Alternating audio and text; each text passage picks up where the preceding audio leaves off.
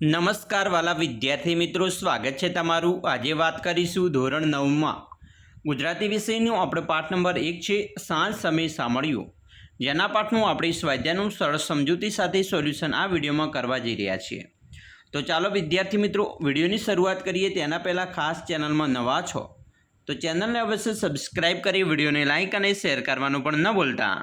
પાઠ મિત્રો 1 સાંજ સમય સાંભળ્યો સ્વાધ્યાયના પ્રશ્ન નંબર 1ની વાત કરીએ। નીચેના પ્રશ્નો આના આપેલા વિકલ્પમાંથી સાચો વિકલ્પ પસંદ કરી તેની સામે ખરાની નિશાની કરવાની છે। મિત્રો અહીંયા પહેલો વિકલ્પ છે ગોવાળોમાં ગિરધર કેવા શોભી રહ્યા છે, તો અહીંયા આપણો જવાબ આવશે ઉપરના બી અને સી બંને સાચા છે, એટલે કે તારામંડળમાં ચંદ્ર જેવા અને સોનામાં જડેલા હીરા જેવા, એટલે કે ડી સાચું છે। બીજું, હરિહળધરનો વીરો એટલે કોનો વીરો, તો અહીંયા આપણો જવાબ આવશે બલદેવજીના ભાઈનો વીરો। 3, ભગવાન શ્રી કૃષ્ણ એટલે પીળા રંગના વસ્ત્રો પહેર્યા છે। 4, શ્રી કૃષ્ણની શોભા જોઈને નરસિંહ મહેતા હરખ પામી રહ્યા છે। પ્રશ્ન 2, નીચેના પ્રશ્નોના 2-3 વાક્યમાં ઉત્તર લખો। જેમાં પ્રશ્ન 1, નરસિંહ મહેતા હરખી રહ્યા છે કારણ કે, જવાબ મિત્રો લખીએ તો નરસિંહ મહેતાના હૃદયમાં શામળિયાનું રૂપ વસી ગયું છે।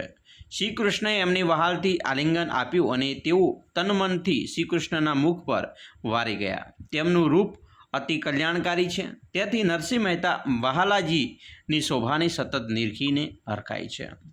2, સાંજ સમય સાંભળ્યું કાવ્યના આધારે સાંજના સમયનું દ્રશ્ય આલેખો।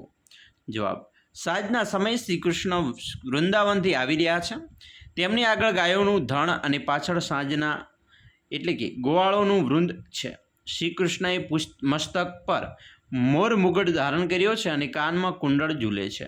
શરીરે પીતાંબર અને ચુઆચંદનની સુગંધથી મહેકતી ફૂલની પછડી પહેર્યા છે। પ્રશ્ન 3, નીચેના પ્રશ્નોના 7 થી 8 વાક્યોમાં ઉત્તર લખો। એમાં પ્રશ્ન 1 છે કૃષ્ણ રૂપ મહાશુભકારી છે એમ કવિ શા માટે કહે છે, તો જવાબ છે કે સાંજને સમયે વૃંદાવનથી આવતા શ્રી કૃષ્ણનું રૂપ મનને મોહ પમાડનારું છે।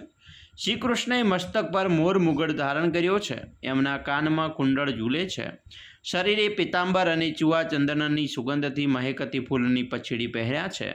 જેમ તારામંડળમાં ચંદ્ર શોભે સુવર્ણના આભૂષણમાં જડેલો હીરો ઝગમગે, એમ ગુવાળોના વૃંદની વચ્ચે શામળિયાજી શોભી રહ્યા છે। શ્રી કૃષ્ણનું આ મનમોહક રૂપ કવિના હૃદયમાં વસી ગયું છે। એમને મળવા તેમનું મન વેગથી દોડ્યું। શ્રી કૃષ્ણએ એમને વહાલથી આલિંગન દીધું અને એમનું મન શ્રી કૃષ્ણના મુખ સૌંદર્ય પર વારી ગયું। આથી કવિ કહે છે કે શ્રી કૃષ્ણનું રૂપ મહાશુભકારી એટલે કે કલ્યાણકારી છે। બીજો પ્રશ્ન, કવિના મનમાં કોણ મોહ ઉપજાવે છે, જવાબ, સાંજને સમયે વૃંદાવનથી આવતા શ્રી કૃષ્ણએ મસ્તક પર મોર મુગટ ધારણ કર્યા છે, એમના કાનમાં કુંડળ ઝૂલે છે, શરીરે પીતાંબર અને ફૂલની પછડી પહેર્યા છે, ફૂલની પછડી ચુઆચંદનની સુગંધથી મહેકે છે, જેમ તારામંડળમાં ચંદ્ર શોભે સુવર્ણના આભૂષણમાં જડેલો હીરો ઝગમગે, એમ ગ્વાળોના વૃંદની વચ્ચે ગિરધર શોભી રહ્યા છે। શ્રી કૃષ્ણનું આ મનમોહક રૂપ કવિના હૃદયમાં વસી ગયું છે, એટલે કવિના મનમાં શ્રી કૃષ્ણ મોહ ઉપજાવે છે।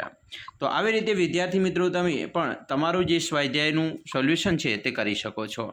આશા રાખીએ છીએ તમને આપણો વિડીયો ખૂબ જ ઉપયોગી નીવડશે અને ખાસ વિડીયો ગમે હોય તો લાઇક, શેર અને સબસ્ક્રાઈબ કરવાનું પણ ન ભૂલતા।